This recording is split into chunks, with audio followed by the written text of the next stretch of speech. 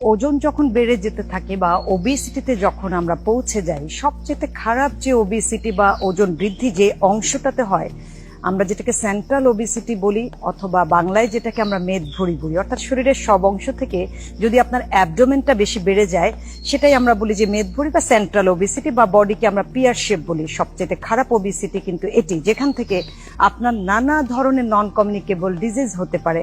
আমরা যখন এই ধরনের একজন পেশেন্টকে দেখি তখন বুঝতে পারি যে যার অ্যাবডোমেন অনেক বেশি বাড়তি, অনেক বেশি ওজন সেখানেই আছে, তখন তার ফ্যাটি লিভার থাকতে পারে, ডায়াবেটিকের সম্ভাবনা থাকে, তার হাইপার টেনশন থাকে, তার ব্যাক পেইন থাকে। অলরেডি এই ধরনের রোগে ভুগেই অনেকে আসেন, অথবা তিনি অলরেডি অ্যালার্মিং, এরকম আমরা পেয়ে যাই। এবং মেদভুঁড়ি কমানোর জন্য সবচেয়ে বেশি আমাদের দুশ্চিন্তা থাকে, কারণ সহজে অ্যাবডোমেনের ফ্যাট কিন্তু কমে না।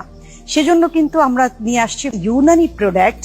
সো এটি কিন্তু সাইড এফেক্ট মুক্ত। সাধারণত কি হয়, হয়তো আমরা যখন ডোজটাকে অ্যাডজাস্ট করে দেই, 1 থেকে 2 বার টয়লেট বা অনেকে 5 থেকে 6 বার টয়লেট হতে পারে। যাদের অতিরিক্ত চর্বি জমা থাকে তাদের টয়লেটের পরিমাণটা একটু বেশি হতে পারে। যারা রিচ ফুড খেয়ে রেগুলারলি অভ্যস্ত তাদের জন্য সাজেস্ট করে থাকি স্পেশালি মেদভুঁড়ির জন্য।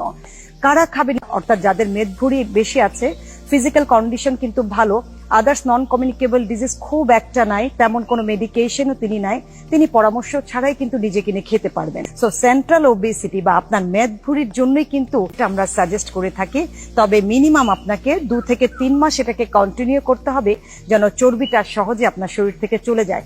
পাশাপাশি কিন্তু আমরা লো কার্বস ডায়েটটাকে সাজেস্ট করে থাকি, এবং হাই ক্যালোরির জন্য যারা ডিপ ফ্রাইড আইটেম খেয়ে থাকেন, চিনি জাতীয় খাবার খেয়ে থাকেন, যার কারণে সেন্ট্রাল ওবেসিটি হয়, এটা নেবেন, আপনার সেন্ট্রাল ওবেসিটি বা মেদভুঁড়ি চলে যাবে।